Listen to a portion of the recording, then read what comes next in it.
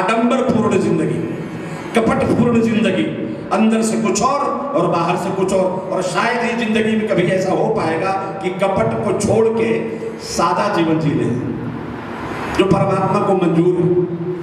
लेकिन नहीं होता ना, हम छोड़ते भी नहीं, छोड़ना चाहते भी नहीं।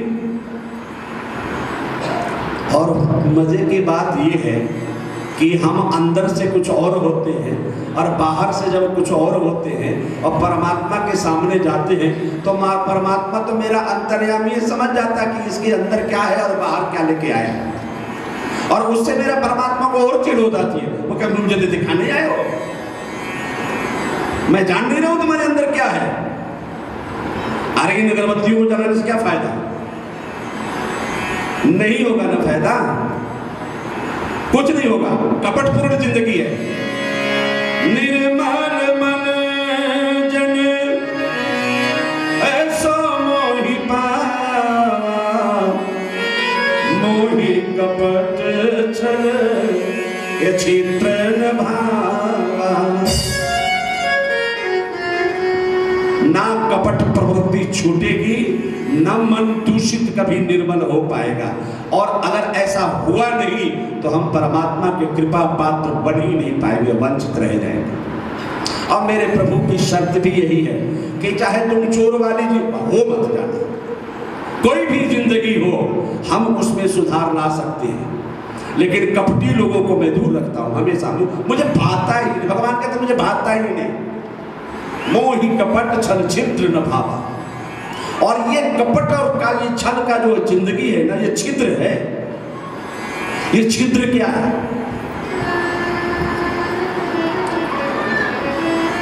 घड़ा बड़ा सुंदर, स्वर्ण का घड़ा हो या मिट्टी का घड़ा हो,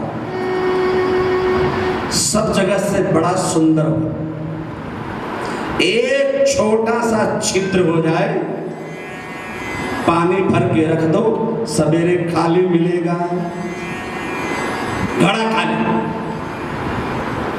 भक्ति का जीवन, पुण्य का प्रताप थोड़ा भरते भी है, लेकिन वो छिद्र जो है वो फिर खाली कर देता है, फिर हम खाली के खाली। लेकिन हम हैं मजबूर आदत से कि छिद्र बंद कर नहीं सकते, आदत से मजबूर कर ही नहीं सकते, मन में आता ही नहीं। अरे भैया कपट वाली जिंदगी तो छोड़ दें, अरे चलो दुनिया वालों को न बताएं, परमात्मा के तो सामने वैसे हो जाए जैसे हम अंदर से हैं, लेकिन होते ही नहीं, हो ही नहीं पाते। वो कपट होने ही नहीं देता और कहता, भगवान कहते हैं हो नहीं पाओगे तो तुम हमसे दूर ही रहोगे, मेरे दर्शन के आनंद का मजा नहीं ले पाओगे, आनंद नहीं ले पाओगे मेरे दर्शन का। निर्मल मन जन सो मोहि पावा, मोहि कपट छल छिद्र न भावा। तो कहा भाई अब मन निर्मल कैसे कैसे निर्मल करे? कौन ऐसा साधन है? बोले ये अपने साधन से तो होने का नहीं, और किसी साधन से नहीं होने का। एक जगह बताते हैं, वहां जाओ। जनक सुता जग जननी जानकी, जनक सुता जग जननी जानकी, अतिशय प्रिय करुणा निधान के।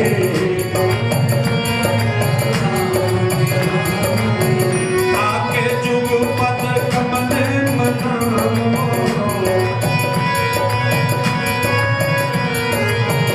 आके जुग पद कमल मनाओ,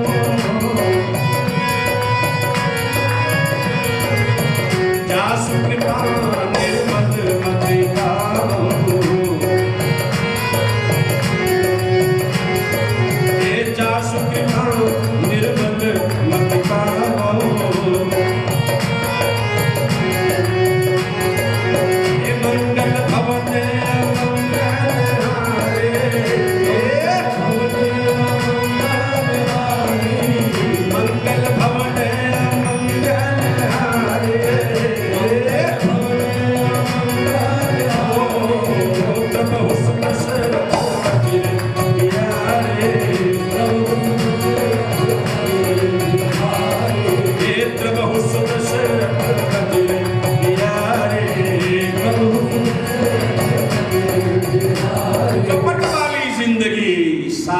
उम्र बेकार कर देती है, छोड़ नहीं पाता। और अगर सुन, बंदर को जब फंसाते हैं ना तो क्या करते हैं ना,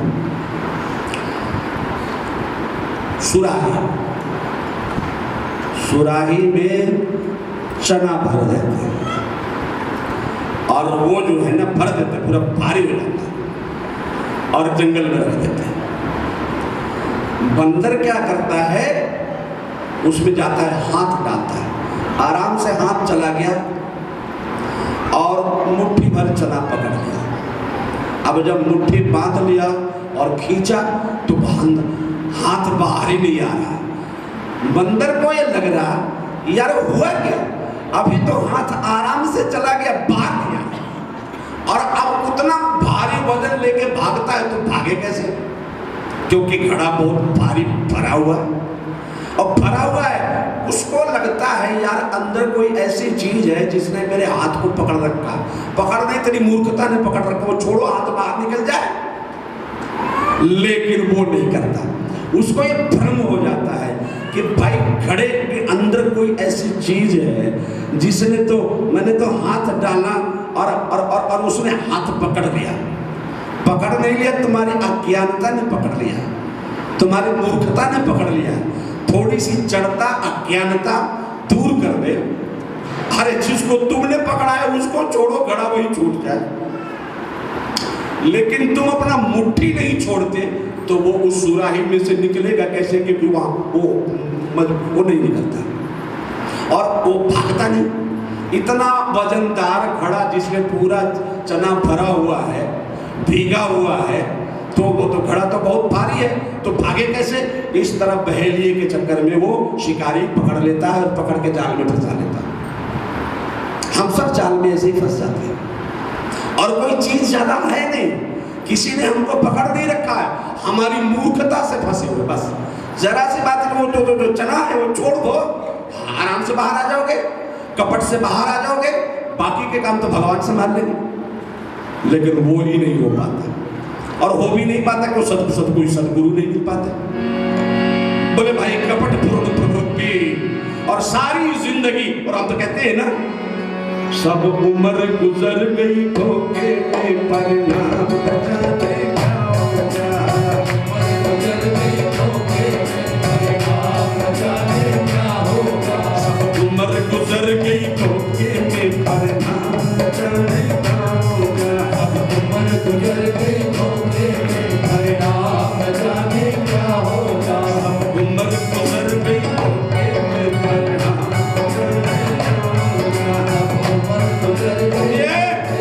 परिणाम जाने क्या होगा। जब समय आखिरी आएगा भगवान जाने क्या होगा, समय आखिरी आएगा भगवान जाने क्या होगा, जब समय आखिरी आएगा भगवान जाने क्या होगा, समय आखिरी आएगा भगवान जाने क्या होगा। निर्मल मन जन सो मोहि पावा, मोहि कपट छल छिद्र न भावा।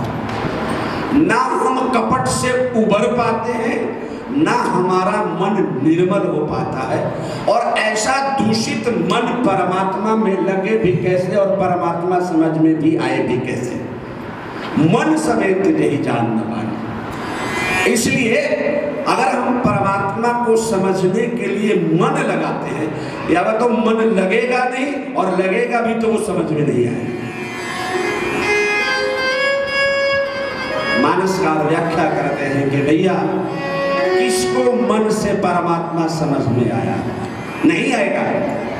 और रही वाणी, तो वाणी में तो वो कितना वाणी बोलोगे, क्या करोगे, पार न पुराण हो को वेद हो को अंत नहीं, पार न पुराण हो को वेद हो को अंत नहीं,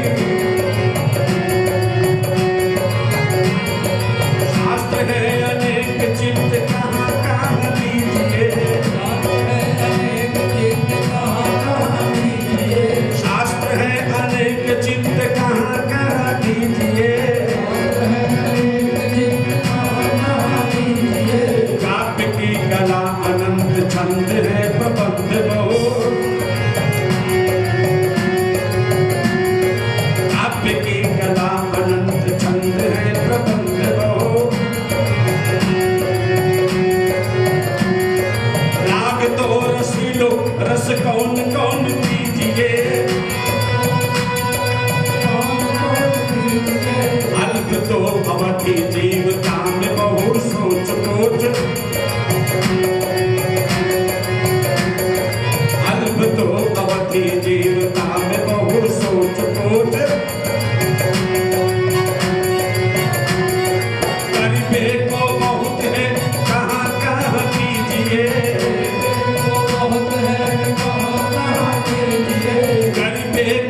बहुत है कहाँ कहाँ कीजिए,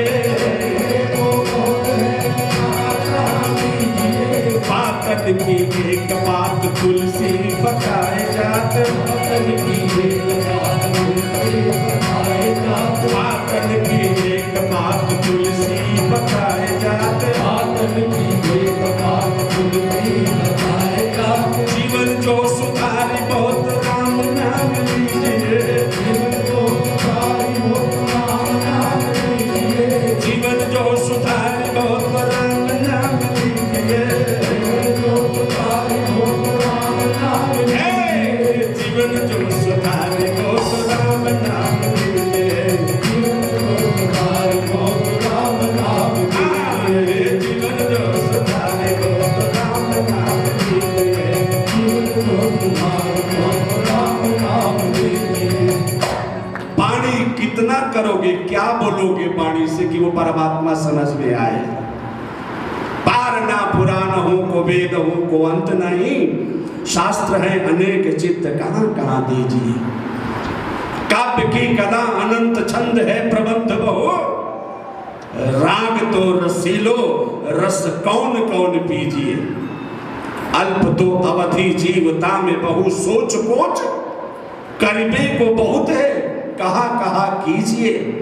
तो कहाँ सब बातन की एक बात तुलसी बताए जात।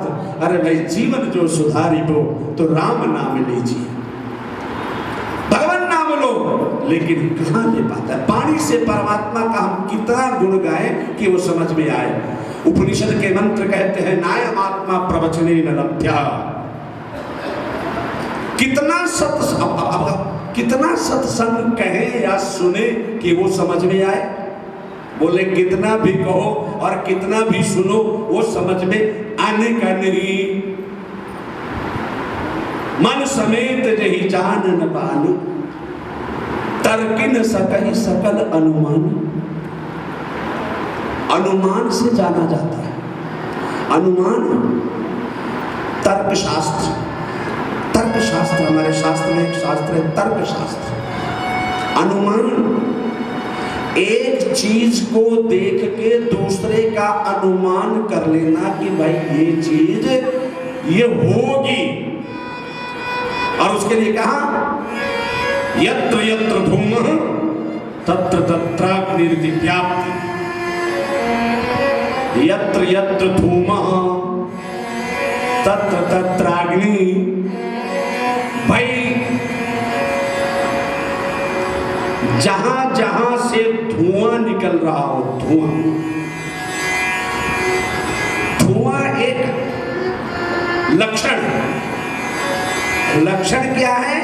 और विवेकी व्यक्ति जानकार व्यक्ति धुआं निकलने को देख करके अनुमान लगा लेंगे कि यहां अग्नि जरूर होगी। बोलवा के यत्र यत्र धूमः, ये अनुमान है। अनुमान एक लक्षण दिखेगा, दूसरे का अनुमान हो जाता है कि ये चीज तो यहां होगी, ये ना होती तो ये ना होता। बोलवा के धीरे से बोलो, बोलवा के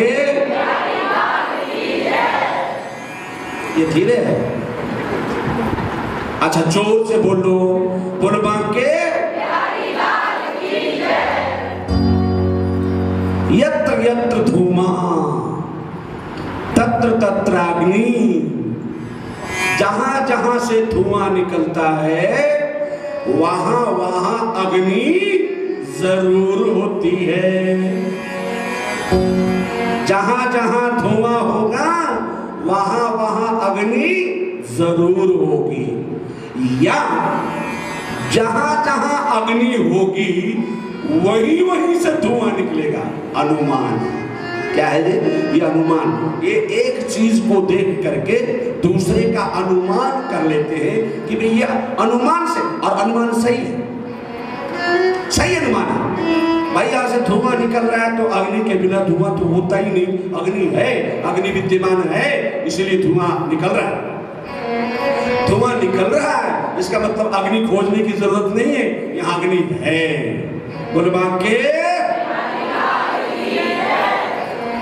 कहा ये तो सांसारिक भौतिक पदार्थों में होता है, परमात्मा में ये भी नहीं चलता। मन समेत जही जा